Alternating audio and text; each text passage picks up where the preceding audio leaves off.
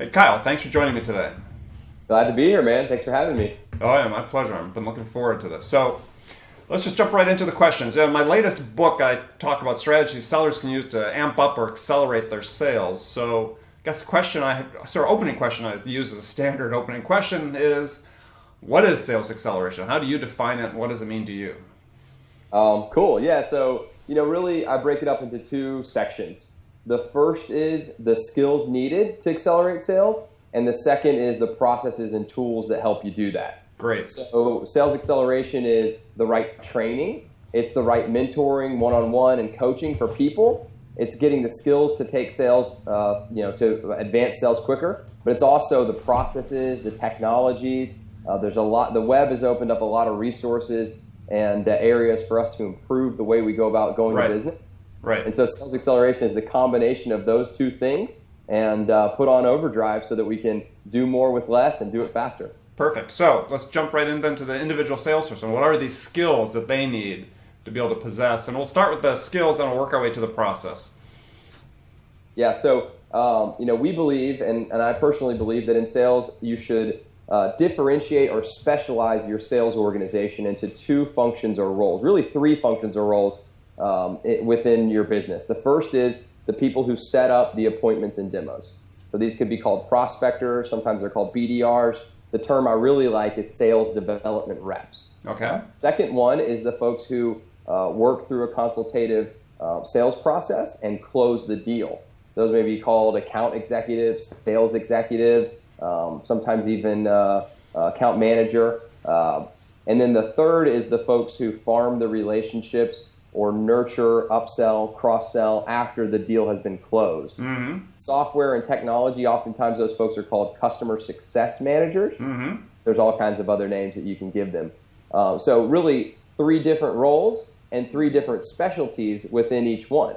So for the first, it's all around accelerating how someone takes prospects and turns them into qualified demos or qualified appointments. Right. For the second one, it's how folks, the account executives, it's how folks understand the business objectives of their prospect, Mm-hmm. align those with their product or service, and then close the deal. Okay. And then the third for customer success or account management is how they understand deeply the business's processes, how they're actually using the product today, and then show them how they can improve, enhance, and continue to grow with it. Okay. Now, wouldn't some of that knowledge, though, be really useful in terms of during the sales cycle itself? Yeah, absolutely. I think, there's a level of it. You're not going to understand how they're actually using the product or service like you would if you were a CSM after the deal is closed. But certainly, I think, for account executives and closers, their number one objective is to understand what the business's mission and goals are, particularly around the topic of discussion. Ask a bunch of questions to uncover how they can improve, help them understand how they can improve, help them understand how they can use their landscape to adopt a new process or new solution, and then work towards creating a burning platform where the customer understands it's time to act, closing the deal, and then moving on from there. So is this model that you lay out, is it something that's more applicable to specific types of products that are sold? So it's been picked up by software first. Right. And what we found is that software tends to be kind of an industry on the front end of the curve of adoption. Right. A lot of times things that software companies pick up, other companies end up adopting as well. So Right. one example would be marketing automation. Marketing automation has gone mainstream. Now manufacturing companies, healthcare companies, e-commerce companies all use marketing automation. But when Eloqua and Marketo and Pardot back in the day started selling it, the large percentage of their customers were all software businesses. Right. Primarily because software businesses get a lot of venture capital investment. They've got a lot of emphasis on growth. They already understand technology, so they're trying to figure out new ways to go to market. Right. So what we find is that they're oftentimes the bellwethers for new approaches. So this has been adopted and is almost table stakes now in kind of the software as a service or software industries. Right. And we're starting to see it blend into other industries as well. Right. I mean, it seems particularly well suited to software as a service industry because we're talking about software has been taken from a sort of a large capital expense to a monthly expense, and it seems like the decision process within the companies perhaps is different than it was before when it was a large lump sum decision that needed to be made about the product or service. Mm-hmm. Yeah, absolutely. Now, what you might find is that the CSM, or the kind of nurturing piece, is less relevant in some other industries. So if you have big deals and the closers or the account executives manage those to the close, they may want to stay on after. Right. And so that's probably more common with some other industries. But the other industries have always had teams that do prospecting for them, or cold calling and emailing, and we're seeing more emphasis and more kind of visibility within the organization around doing this function. Right. So then let's talk now about skills, right? So what are these skills? And let's, again, divide it by sort of let's take the first two areas in particular. Let's talk about your business or your sales development reps and your what would you call the second group? Account executives. Account executives, okay. So skills on the front end, for the first folks, they're doing one of two things. They're either responding to inbound leads, or they're going out and prospecting on their own. Mm-hmm. Responding to inbound leads requires a little bit more empathy, understanding the customer or the user, why they came in, what they were paying attention to. Did they try a free trial? Did they download some content? Right. The outbound, you've got to have some kind of tactical hunter skills. So you've got to have cold calling skills. You've got to have creativity. You've got to have a lot of discipline around process. Mm-hmm. Reaching out to folks, oftentimes you'll get top of the funnel objections. Right. They're like, hey, I'm here to call you about, I'm not interested, right?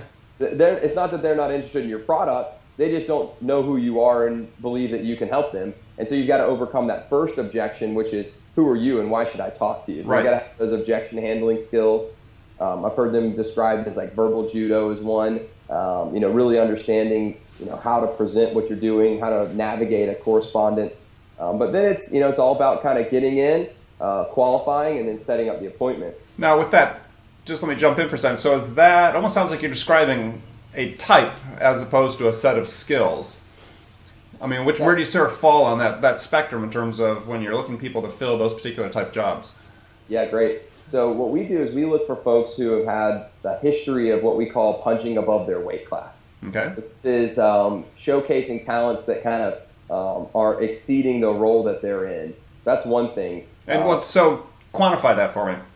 So let's say that I'm recruiting for a sales development rep, and I tell the team, let's find someone who punches above their weight class, right? Mm-hmm. We're going to look for folks who, got in a role and did more than was expected. Okay. That, could, kind of shoot off more than other people thought they could. Mm-hmm. Learned more, did more, and kind of grew faster than was expected. And so those are kind of the things that we're looking for there. Right. And do you see in your organization, and do you see that these SDRs, that's an entry-level position to become an account exec? Yeah. Most folks in an SDR role are there because they want to get into the profession of selling. They see a large upside in the future of, being able to close deals and move customers across the finish line. And so the best organizations that have sales development teams are drawing clear-cut lines of pathways to becoming that role. Right. So maybe it's 6 to 12 months or 18 months, and certain milestones along the way. If they do this and do that, they'll get to that, that account executive or that closer type role. How do you handle that in your own business?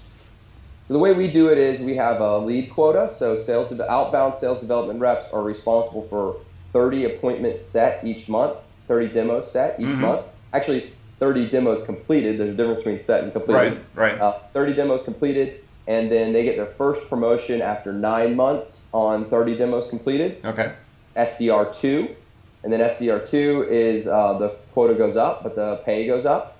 And then another 9 months on that plan, and they go to an account executive. Got it. Okay, so just sort of an increasing level of an ability, demonstrating an ability to be able to get people into the funnel. Yeah, and so the timeline expectation is 8 months, but they can beat it if they exceed quota by a certain number. Got it. So they do it in 16 months or 15 months if they're really good. And without getting down into the weeds too much, but in your particular case, does it count if they set up the demos off of an inbound lead, or is this all through a proactively developed calling that they do? Yeah, great question. So we believe in specialization between inbound and outbound on the sales development rep as well. All right. And the reason is because the messaging is different, the types of cadences and communication to prospects is different. Right. The required skill set is a little different. Right. So inbound sales development role is actually more junior than the outbound sales development role. Got it. Now, inbound sales development executives or sales development reps are expected to do a lot more demos, but that's because they're getting all the leads. Sure. So what we found with our organization is that 10% of our marketing qualified leads, actually a little bit more than that, 11 or 12%, convert to qualified demos conducted. All right. And an inbound sales development rep can handle a certain number of those inbound leads. And so we just know the quota and we know how many they can handle, and then we tell them that we need to keep it above 10%. Right. And after a certain period of time, if they have the desire and have the skills, we move them into an outbound sales development role. Got it. So they're treated differently, quoted differently, with different career paths. Excellent.